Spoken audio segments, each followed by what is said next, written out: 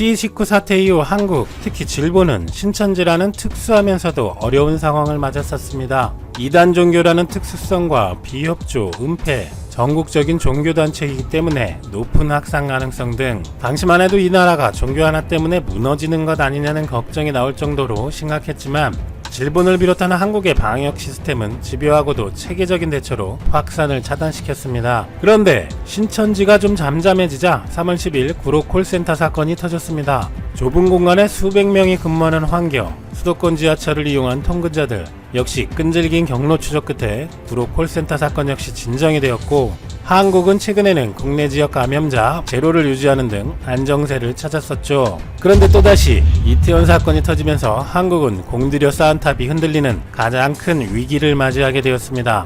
이번 이태원 사태는 이전의 커다란 두 건과 비교해도 최악의 조건들이 조합된 것이 아닐까 생각될 정도입니다. 유흥클럽을 이용하는 것이 알려지는 것을 기피하는 사람들, 주한미군을 비롯한 다수의 외국인들까지 포함 전국 각지에서 모였던 사람들이 다시 지역으로 돌아간 점, 엄청난 활동 반경을 보이는 젊은 층이라는 점, 최근 사회적 거리두기 등이 다소 소홀해진 분위기였다는 점, 연휴를 맞아 상업시설 및 대중교통에 엄청난 인파들이 모였던 점 등을 생각해본다면 정말 쉽지 않은 상황일 것입니다. 그러자 일본에서는 이 소식을 다룬 같은 내용의 단신 뉴스 2개가 랭킹 1, 2위를 동시에 차지합니다. 일본인들에게는 그렇게 희소식일까요? 한국에서 다시 증가, 클럽에서 집단 감염이라는 지지통신 기사에 5만여 개의 추천을 받은 댓글은 백신이 개발되지도 않았는데 마치 평상시처럼 행동하고 있었으니까 당연히 일어날 일이었다. 일본도 이러한 예를 반면교사로서 받아들여 감염수가 줄었다 해도 방심하지 말고 대비하도록 하자라는 내용인데,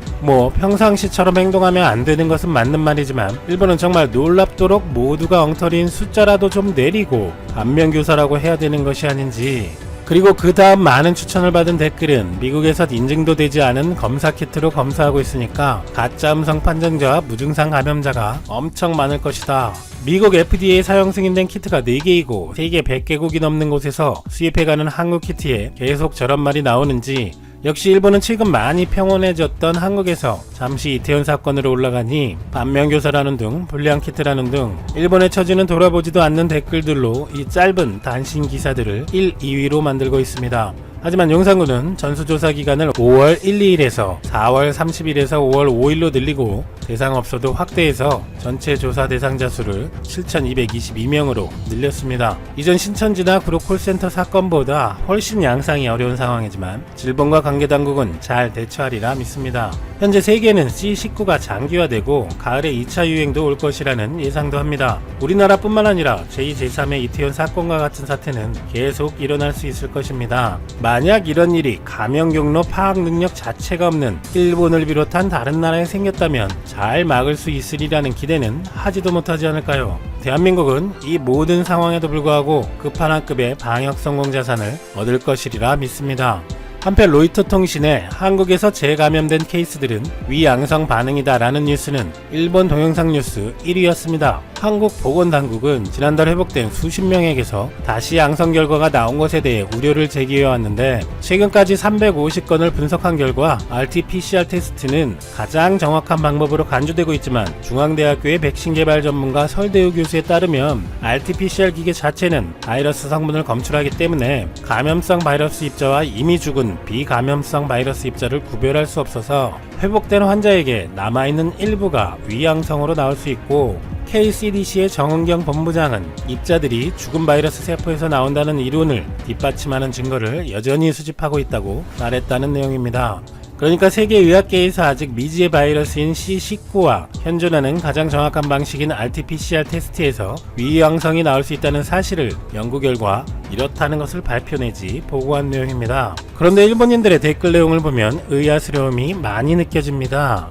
신뢰할 수 있는 검사 키트로 판정 정확도는 70에서 80%, 한국산의 경우는 50%였기 때문에 반응 거짓말인 데이터를 바탕으로 잘못된 결과를 이끌었다. 이 나라의 진실과 현실은 없습니다. 검사 키트도 마찬가지 적당히 양성을 내고 적당히 네거티브를 만든다.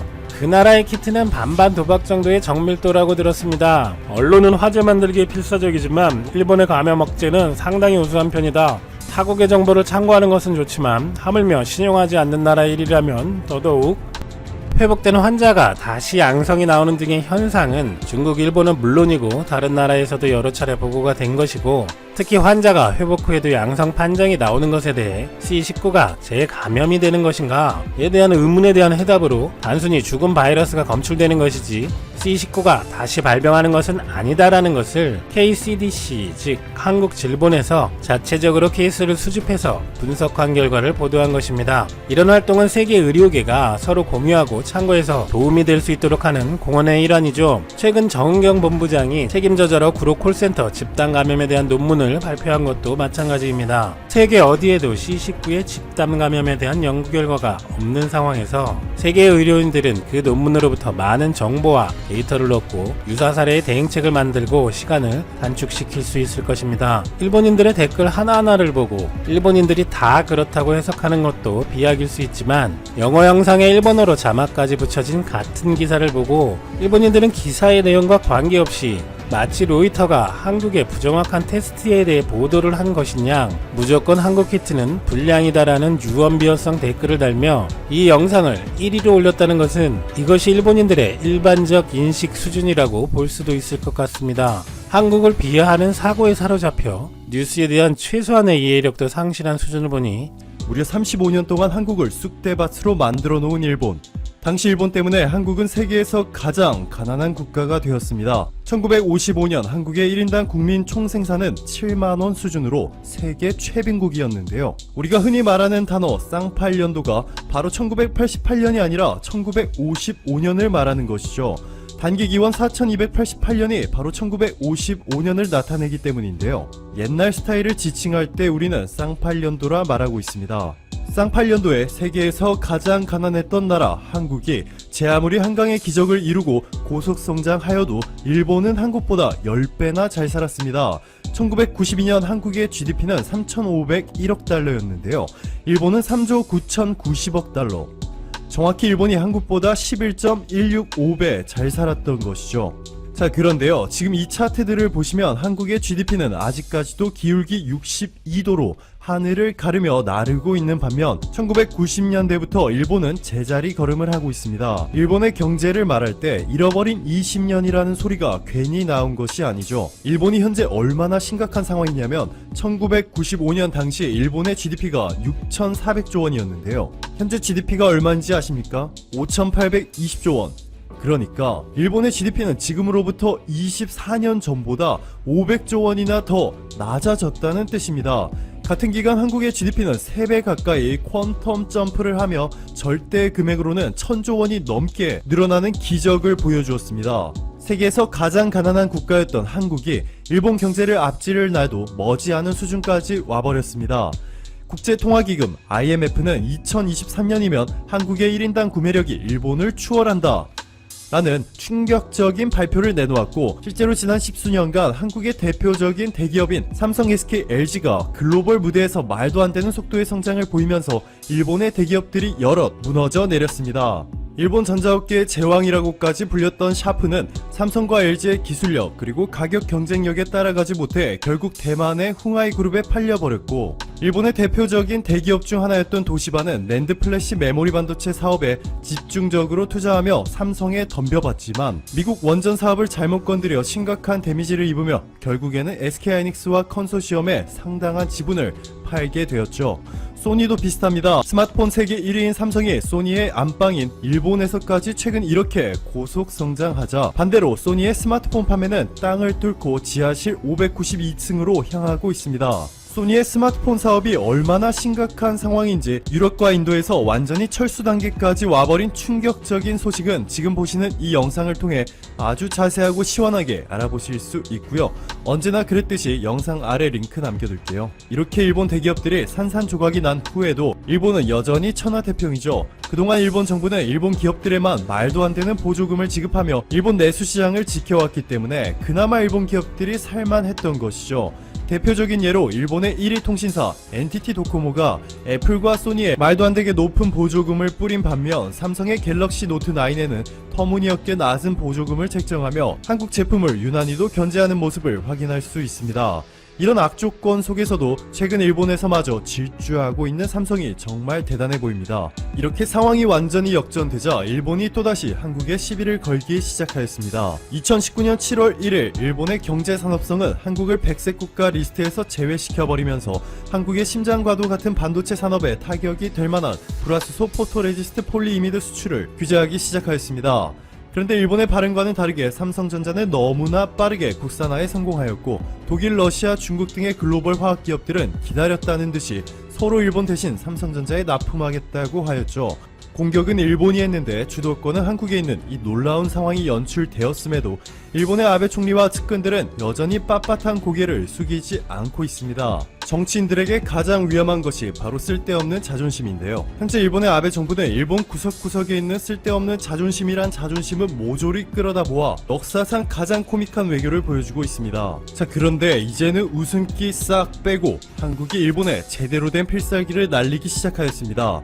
지금까지는 한국이 일본에게 일종의 유예 기간을 준 것이죠. 그런데 말로 타일러도 되지 않으니 다른 방법이 없었고 결국에는 한국이 칼을 빼들었습니다. 바로 한국이 산업통상자원부를 중심으로 세계무역기구의 일본의 수출 규제 조치를 제소한다는 소식을 밝힌 것이죠. 이번 한국의 산업통상자원부는 최근 수개월 동안 말도 안 되는 실적을 보여주는 세계 최강의 외교 수준을 보여주고 있는데요. 최고 수익률 구독자 여러분들이라면 이미 아실 겁니다. 이분들이 얼마나 소름 돋는지 말이죠. 벤터빌트 대학교 로스쿨 출신의 유명인 본부장과 하버드 MBA 출신의 여왕부 실장이 콤비를 이루어 아시아 최초로 영국과 FTA, 아시아 최초로 이스라엘과 FTA, 아시아 최초로 중미 5개국과 한 번의 FTA, 세계에서 두 번째로 인도네시아와 FTA보다 강력한 세파를 체결한 데 이어서 최애국 대우까지 획득하는 등 이 엄청난 일들을 단 몇 개월 만에 이뤄낸 곳이 바로 현재 한국의 산업통상자원부입니다.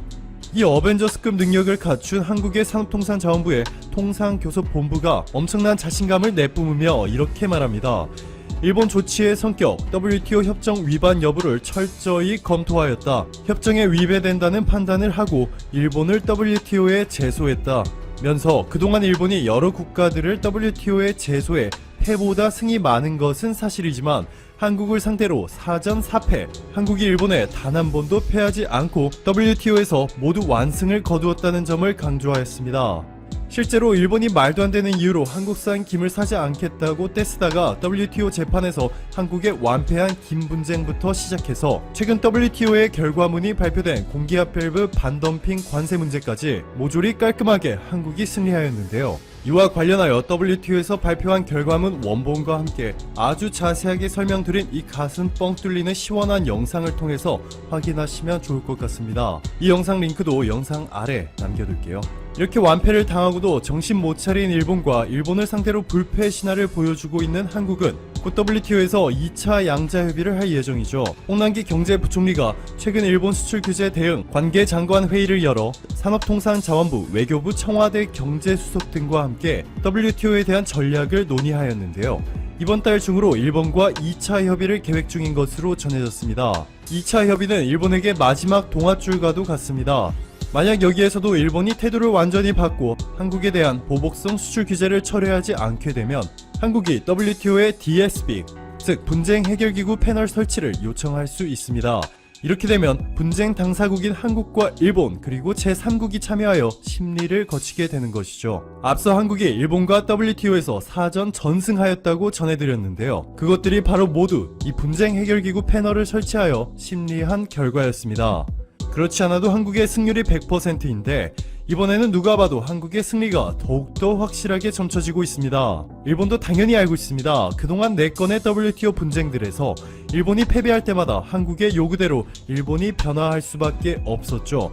한국이 일본산 공기압 밸브에 부과한 반덤핑 관세에 못마땅해 한 일본이 WTO에 한국을 제소하였지만 한국이 승리해 관세가 그대로 유지되었고 일본이 한국산 김 수입 규모를 말도 안 되게 축소해버린 규제도 WTO 패소 후 결국 한국의 요구를 들어주는 등 이번에도 WTO가 한국 측의 주장에 동의한다라고 판결한다면 국제사회에서 완전히 고립되지 않기 위해서는 일본이 이를 따를 수밖에 없게 되죠. 이번에 한국이 WTO에 제소한 건도 물론 한국의 완승이라는 결과가 나온 후에 일본의 수출 규제 철회 결정 소식이 전해질 것이 너무나도 뻔해 보입니다. 지난번 WTO 일반 이사회에서 한국과 일본이 만났을 때에는 김승호 산업통상자원부 실장이 일본에 계속해서 모든 회원국이 앉아있는 회담장에서 의장에 건의하여 공개 대화를 하자고 요구했지만 자신이 없었던 일본은 한국을 피하느라 바빴죠. 이렇게 일본이 열심히 피하는 이유는 지금 보시는 이 WTO 판결문 원문 내용들을 보시면 한국이 반덤핑 협정 제6조 9항을 위배했다는 일본의 주장은 받아들일 수 없다. 일본은 입증하지 못했다. 일본의 주장에 동의할 수 없다.